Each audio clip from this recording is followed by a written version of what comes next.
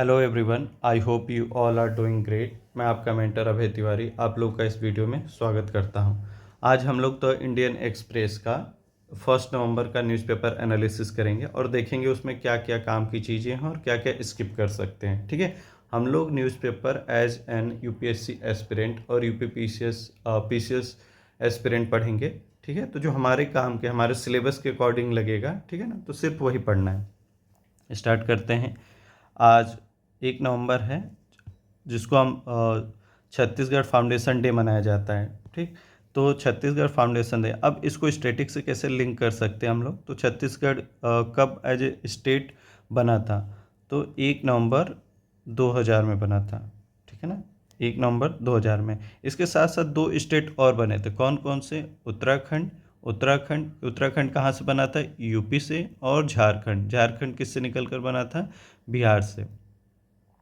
ठीक, और ये जो छत्तीसगढ़ है वो एमपी से सेपरेट हुआ था। ठीक है, तो ऐसे हम लोग ना स्टेटिक के साथ लिंक करना चाहिए हमको। नेक्स्ट क्या है एपीईसी के बारे में है। ठीक है, एपीईसी क्या है? Asia Pacific economic corridor. तो यहाँ पर ये आईआर के पर्सपेक्टिव से है, थोड़ा देख लीजिएगा। ठीक, जब भी कोई ग्रुपिंग आए, ठीक है, जब भी कोई ग्लोबल ग्रुपिंग आए, तो ग्लोबल रीजनल ग्रुपिंग आए तो उसमें देख लीजिए कब इस्टेब्लिश हुआ था, फिर उसके बाद इंडिया मेंबर है कि नहीं है, और वहाँ पे अगर कोई समिट होता है, ठीक, अगर कोई समिट होता है तो उससे इंडिया पे क्या इम्पैक्ट पड़ रहा है और वर्ल्ड पे क्या इम्पैक्ट पड़ रहा है, ये थोड़ा मेंस पर्सपेक्टिव से आपको देख लेना चाहिए। ठीक है, नेक्स्ट आर्टिकल क्या है? 3 killed as Israel attacks Gaza again. ठीक है, तो ये तो रोज़ रोज़ का हो गया है, तो इसमें क्या करना है आपको? बस इनके मैप प्रिपेयर करना है और आगे बढ़ना है। ठीक है, फिर यहाँ पे सूडान के बारे में है। ठीक है, वॉर टॉन सूडान।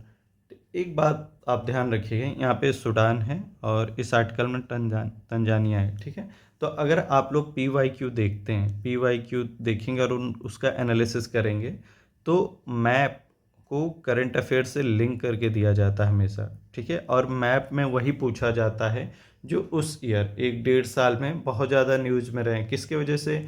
या तो वायलेंस हुआ है, ठीक है ना, पॉलिटिकल वायलेंस, मिलिट्री वायलेंस, या कुछ भी अर्थक्वेक आ गया है, सुनामी आ गया है, कुछ भी ऐसा।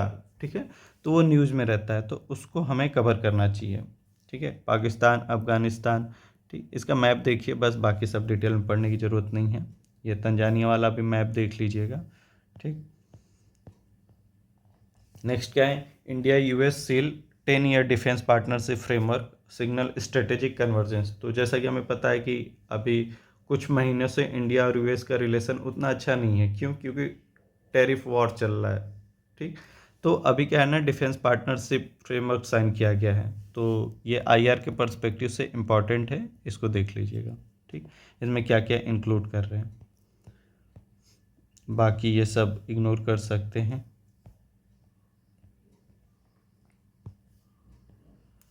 ये उसी का नेक्स्ट पार्ट है।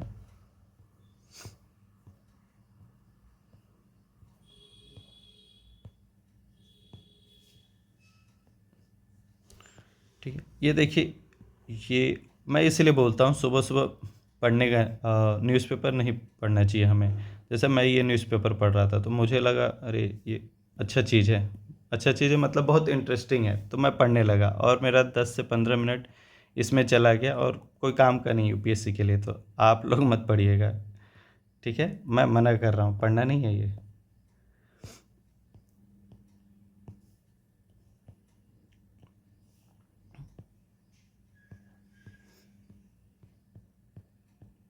ठीक है, ये महाराष्ट्र का लोकल पॉलिटिक्स से न्यूज़ है, तो वो सब इग्नोर कर सकते हैं। ठीक है, यहाँ पर एक चीज़ मैंने देखा था, मिलान एक्सरसाइज। ठीक है ना, मिलान एक्सरसाइज दिया हुआ है, तो इसके बारे में आप लोग जाकर पढ़ लीजिए क्या है ये।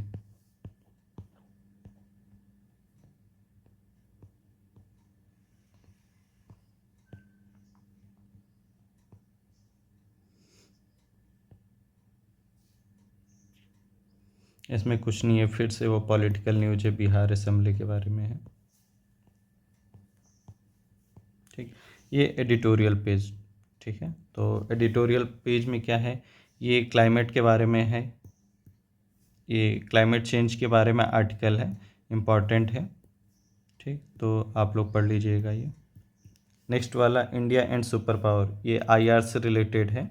ये यूएस चाइना जो रिलेशन है उसका इम्पैक्ट इंडिया पर और इंडिया को कैसे मैनेज करना चाहिए, ये सब उसके बारे में दे रखा है। तो ये दोनों आर्टिकल पढ़ लीजिएगा आप लोग, इम्पॉर्टेंट है।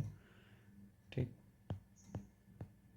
बाकी इसमें कुछ इम्पोर्टेंट नहीं है। ये मल्टीलेटरलिज्म के बारे में है और यूएन के बारे में, ये भी इम्पॉर्टेंट है, इसको पढ़ लीजिएगा। ठीक,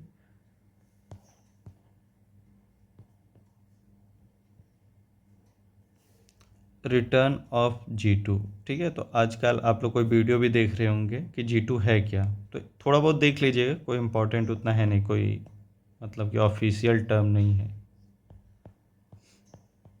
ये सब पॉलिटिकल न्यूज़ है, उतना इम्पोर्टेंट नहीं है।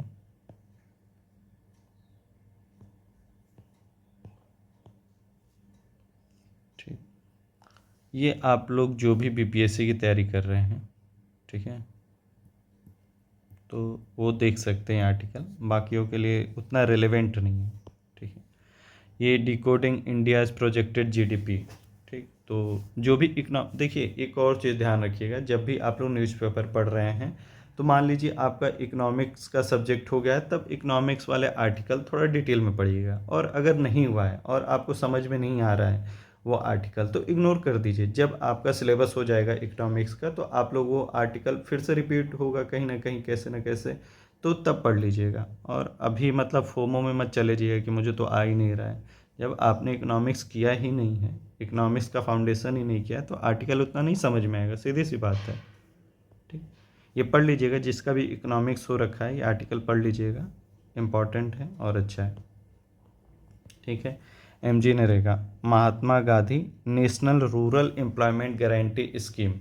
ठीक है, तो ये बहुत इम्पॉर्टेंट स्कीम है, तो ये देख लीजिएगा कब स्टार्ट हुआ था, इसके क्या क्या प्रोविजंस हैं, इसके क्या मतलब पॉजिटिव इम्पैक्ट हुआ है अभी तक, क्या क्या चैलेंजेस हैं और वे फॉरवर्ड। तो एक आपका मेंस का ना और टॉपिक ही तैयार हो जाएगा, ये प्रिपेयर कर लीजिएगा। और अभी सुप्रीम कोर्ट का ऑर्डर क्या है वो देख लीजिएगा। बाकी ये मूवीज़ के बारे में है, इग्नोर कर सकते हैं। ठीक, इसमें बोला है इस आर्टिकल में कि India's investment rate must rise to 34 to 35% for 7% growth rate. ठीक है, तो ये इन्वेस्टमेंट इकोनॉमिक्स से रिलेटेड टॉपिक है, GS3 का पार्ट है, देख लीजिएगा आप लोग।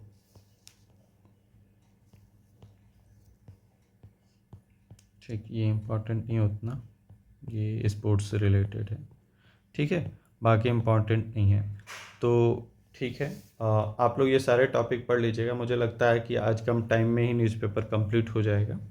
ठीक, ठीक है, एंड तक सुनने के लिए थैंक यू वेरी मच। हम लोग मिलते हैं नेक्स्ट वीडियो में।